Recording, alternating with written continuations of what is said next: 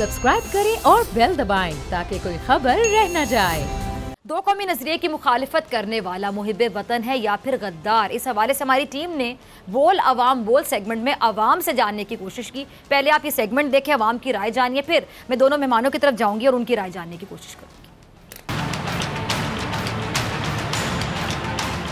जो भी बंदा बोलता है दो कौमी नज़रिए की मुखालफत करता है वो इस मुल्क का गद्दार है। कायदे आज़म की जो मुखालफत करने वाले हैं नज़रिए की, वो मेरी नज़र में तो गद्दार हैं। मेरे मुताबिक दो कौमी नज़रिए की मुखालफत करने वाला मुहब्बे वतन पाकिस्तानी और एक शहरी नहीं हो सकता।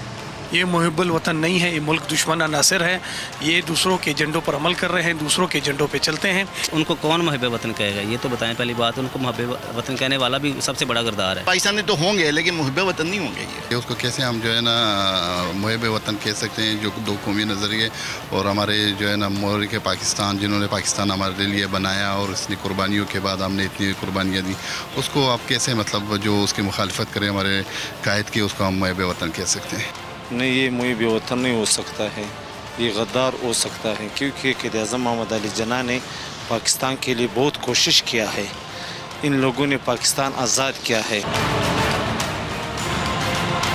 जी, तो बोल अवाम बोल यानी अवाम की राय आपने जानी। ब्रिगेडियर गजनफर, आपकी तरफ आना चाहूँगी।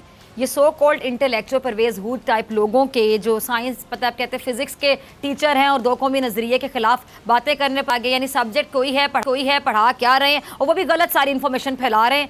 यानी अवाम ने भी साफ कह दिया कि ऐसा शख्स गद्दार है, मुहिब्बे वतन हो ही नहीं सकता। यानी इस बंदे की किसी को समझ नहीं आ रही। आपका लास्ट कॉमेंट चाहूँगी।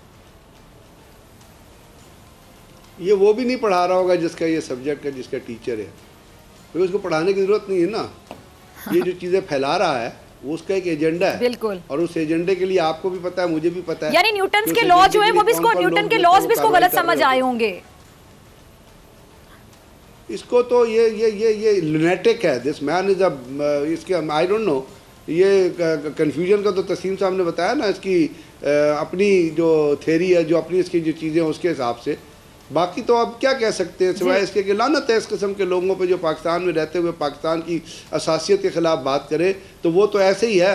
छोटी सी बात कहूँगा कि आप अपनी माँ के ख़िलाफ़ बात करना शुरू कर दें, तो जो शख्स अपनी माँ के ख़िलाफ़ बोलेगा, अपने बाप के ख़िलाफ़ बोलेगा, वो क्या, उसको आप क्या कहेंगे, मुझे बताएं ना। सिंपल सी बात है, वतन आपकी माँ होती है, ये मिट्टी जो है ये आपकी माँ है। जब आप अपनी माँ के ख़िलाफ़ बोल रहे हैं तो फिर मैं वो लफ्ज़ नहीं कहना चाहता जो आपसे एसोसिएट करना चाहिए। ये इस किस्म के शख्स हैं, ये इस किस्म के लोग हैं जिनको प्लांट किया गया है इस सोसाइटी के अंदर जानबूझ के इसी किस्म की कंफ्यूजन फैलाने के लिए।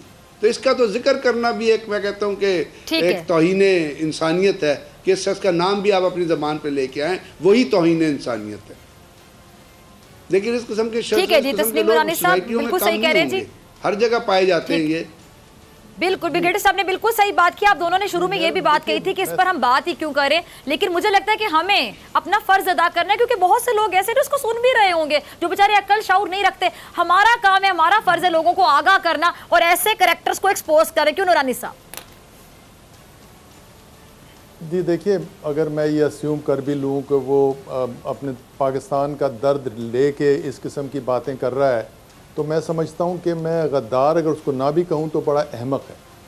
तो मैं यानी इशू ये है कि आप किसी के दिल के अंदर बात नहीं उसकी क्या है उसको आप नहीं जान सकते, मगर वो जो थियरी दे रहा है, जो वजूहात दे रहा है, वो इतनी अहमकाना है कि लेकिन उसके दिमाग में कुछ नहीं है, ये तो हम जान सकते हैं ना नूरानी साहब। चाहिए आपका जी जी जी जी जो एक तो वो ये कह रहा है, फिर दूसरी कह रहा है कि वो कायदे-आज़म को जिम्मेदार ठहराया कि जी उन्होंने टेक्नोलॉजी की प्लानिंग नहीं की, उन्होंने टेक्नोलॉजी की प्लानिंग नहीं दी, उन्होंने सियासी निज़ाम की तफसील नहीं दी, तो इस वजह से वो उन्होंने तो बड़ा कन्फ्यूज्ड मुल्क हमें दिया, इस वजह से हम यहाँ पर हैं। तो इस वजह से उसकी जो वजूहात उसने बताई हैं वो इतनी अहमकाना हैं, और उसका कि वो आप उसको वो ये कह सकते हैं कि आई थिंक वो कन्फ्यूज्ड है, क्योंकि वो चाहता है कि सिर्फ नीदरलैंड और जापान, उसको नहीं पता कि जापान में जो नेशनलिज्म है, जापान में जो उनकी वर्क कल्चर है, जो उनकी एक कौम एक जो नेशनैलिटी है, वो तो उससे ज़्यादा तो नेशन जो है वो जापानीज़ नेशन से ज़्यादा दुनिया में नेशन कोई नहीं है। उसके बारे में वो कह रहे हैं कि ऑर्डनरी मुल्क है जी, वहाँ तो कोई नहीं है। कहने का मतलब है कि वहाँ चूँकि मज़हब नहीं है यानी सुप्रीम, तो इस वजह से वो ऑर्डनरी मुल्क है। उनको ये भी नहीं पता कि इस्लाम जो है वो 50 मुल्कों में हावी है। 50 मुल्क जो हैं इस्लाम के नाम पे बने हुए हैं, चल रहे हैं, और वहाँ इस्लामिक लॉज हैं, इस्लाम इज सुप्रीम देयर, सिर्फ पाकिस्तान नहीं है। तो आप सिर्फ कहते हैं कि चूँकि इंडिया सेकुलर उसने कह दिया तो हम उससे इन्फीरियर ना हो, हम भी अपने आप को सेकुलर कहें। हम चूँकि मुसलमान मुल्क हैं इस वास्ते हम तरक्की नहीं कर रहे। अब मुसलमान मुल्क होने की वजह से आप ये नहीं कि आप तरक्की आपकी कमज़ोर है, आपकी तरक्की कमज़ोर है कुछ और वजूहात की वजह से। उनकी तरफ आप तवज्जो दें, तालीम की तरफ तवज्जो दें, आप उनकी अपने निज़ाम की तरफ तवज्जो दें कि आपने क्या करना है। मगर उस सारे मसले के हल आपके पास है नहीं, तो आप कह रहे हैं कि उनका वो तो मसले तो है ही है, मगर इसकी मसला ये है कि हम आपको इस्लामिक स्टेट कह रहे हैं और आपका जो बानी है उसने हमें कंफ्यूज स्टेट में मुल्क दिया। तो ये दोनों बड़ी अहमकाना बातें हैं और मैं समझता हूँ कि अच्छा, मैं लास्ट में आप दोनों से जानना चाहूंगी, ठीक है, टाइम मेरे पास कम है। ब्रिगेडियर साहब आपकी तरफ आऊंगी, फिर नूरानी साहब आपकी तरफ आऊंगी। अब ऐसे लोगों को लगाम डालने के लिए, कंट्रोल करने के लिए क्या करना चाहिए? आप कहते हैं इनको इग्नोर किया जाए, लेकिन बहुत से इग्नोरेंट लोग हैं जो इनको सुन भी रहे होंगे, जो बेचारे जिनकी जेन साजी करना चाह रहे हैं, साजिश के उन बेचारों की जेन साजी भी हो रही होगी। देखिए सोसाइटी में, देखिए मुझे अगर इजाजत दें तो मैं ये विजन होता है इंसान का और उसको जी सर कहिए। जी सॉरी आप जी जी ब्रिगेडियर साहब, मैं ये कह रहा था कि मैं समझता हूँ कि ये जो है ना इनको परवेज़ साहब की जो तकरीर है ना उसकी अगर आप डिटेल्स लोगों को बताएं ना तो वो इतनी मजाक खेज़ हैं कि वो खुद ही वो एक्सपोज हो जाएंगे जो ये बातें कर रहे हैं। तो वो एक 2 नेशन थ्योरी तो उनका एक आखिरी जुमला था ना, but the important thing is कि उसकी जो तफसील जो मैंने आपको बताई, उनका जो तकरीर है वो 6-7 मिनट की है कि उसमें जो उसने वजूहात बताई हैं गिला करने के लिए वो इतनी अहमकाना है कि उससे खुद एक्सपोज हो जाएंगे। ठीक है जी ब्रिगेडियर साहब, आपका भी लास्ट कमेंट, फिर मुझे क्लोजिंग की तरफ जाना है। फिजा मैं ये कह रहा था कि इस शख्स की सिर्फ ये एक तकरीर ही नहीं है, ये हमेशा इसी किस्म की बातें करता है। इस किस्म के जो लोग हैं वो आपको हर मुल्क के अंदर मिलते हैं। ये यानी ये मुसलमान होने पे भी इसे शर्म आती है, पाकिस्तानियत पे भी इसे शर्म आ रही है। तो सवाल ये पैदा होता है ना कि अगर आपको इन तमाम चीज़ों पे शर्म आ रही है तो हमें लेक्चर ना दें।